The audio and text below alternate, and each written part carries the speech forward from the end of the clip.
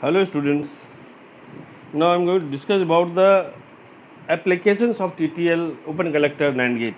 In the previous lecture, I have discussed about the TTL open collector TTL NAND gate, its working and its construction. Now the applications of this open collector TTL NAND gate.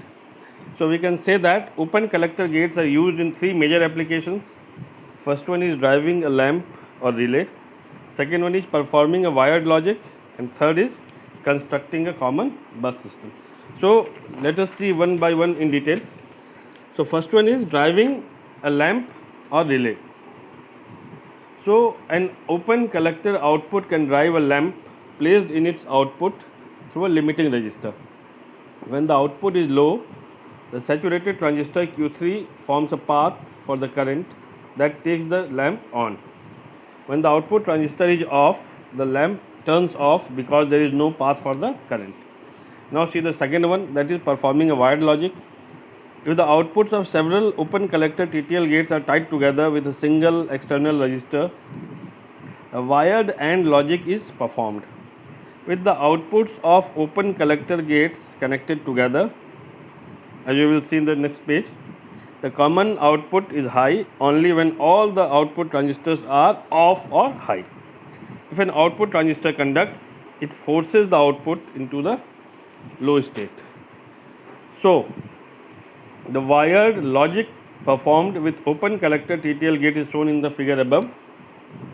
Here we can see the figure A. This is the physical connection considering two open collector NAND gate. The physical wiring in A shows how the outputs must be connected to a common resistor, and in B the graphic symbol is shown. The AND function found by connecting the two outputs together is called a wired AND function. The AND gate is drawn with the lines going through the center of the gate to distinguish it from a conventional gate. Now the Boolean function obtained from the circuit is the AND operation between the output of the two NAND gates, as we can see. So this is the AB plus CD, that is the NAND gate of that. And then now come to the third application is the constructing a common bus system. Open collector gates can be tied together to form a common bus. At any time, all gate outputs tied to the bus except one must be maintained in their high state. The selected gate may be in either the high or low state depending on whether we want to transmit a 1 or 0 on the bus.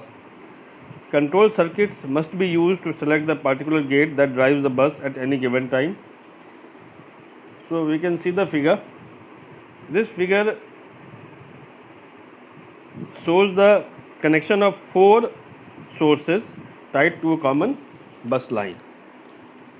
Each of the 4 inputs drives an open collector inverter, and the outputs of the inverters are tied together to form a single bus line. The figure shows that 3 of the inputs are 0, producing a 1 or high level on the bus. The 4th input I4 can now transmit information through the common bus line into inverter 5 by performing AND operation. If I4 is equal to 1, the output of the gate 4 is 0 and the wired AND operation produces a 0. If I4 is equal to 0, the output of a gate 4 is 1 and the wired AND operation produces a 1. Thus, if all other outputs are maintained at 1, the selected gate can transmit its value through the bus.